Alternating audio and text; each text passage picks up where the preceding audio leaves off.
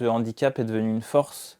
Pouvoir faire des stages de triathlon avec des athlètes professionnels valides et côtoyer et parfois les titiller, c'est quand même assez jouissif. Pour la natation, moi, je vois vraiment la ligne qu'il y a au fond du bassin. Ce qui m'importe dans un environnement, c'est le contraste. Plus il y a de contraste, plus je suis à l'aise.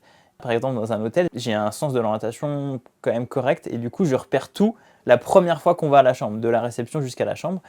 Et des choses comme ça, moi, je fais beaucoup travailler ma mémoire. Et par exemple, des fois, quand on sort de la chambre, Cyril, il part d'un côté, et en fait, je dis non, c'est de l'autre côté, Cyril. Et en fait, des fois, sur certaines situations, c'est drôle parce que c'est moi qui le guide sur des choses comme ça. Dans une course, par exemple, 200 mètres avant un virage, si je repère un truc sur un côté, parce que je vois un peu sur mon côté droit, je sais pas moi, un restaurant, un magasin, un arbre, je sais que 200 mètres après, il va y avoir un virage. Par exemple, quelqu'un qui fait du vélo, qui va avoir un compteur, il va pouvoir avoir plein de données sur son compteur.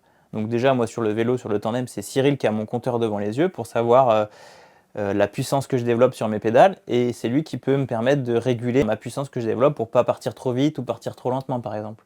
À la maison, quand je suis sur mon home trainer, donc c'est un vélo d'appartement connecté, j'ai un logiciel qui me permet de créer mes séances pour respecter la puissance donnée par le coach.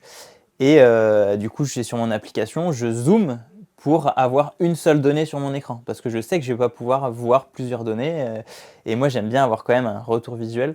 Donc je zoome en gros, donc sur mon ordi il y a une donnée, donc c'est écrit très gros, contrasté, et ça me permet de pouvoir calibrer au mieux mes séances pour perdre le moins d'influx en cherchant des informations, alors que si j'ai besoin que d'une info, autant que je la mette en gros. Pour la natation, en fait, moi j'ai une montre, je mets qu'une donnée sur ma montre. Donc en dynamique, quand je nage, je peux pas lire ce qu'il y a sur ma montre. Mais quand je m'arrête et que je mets pause, je peux voir le temps que j'ai fait sur un 200 mètres par exemple. Parce qu'en statique, en rapprochant la montre de mes yeux, j'arrive à lire. En fait, dans le sport, maintenant, la data, c'est quand même hyper important. Et on s'en sert pour beaucoup, beaucoup, beaucoup de choses. Et des fois, peut-être un peu trop.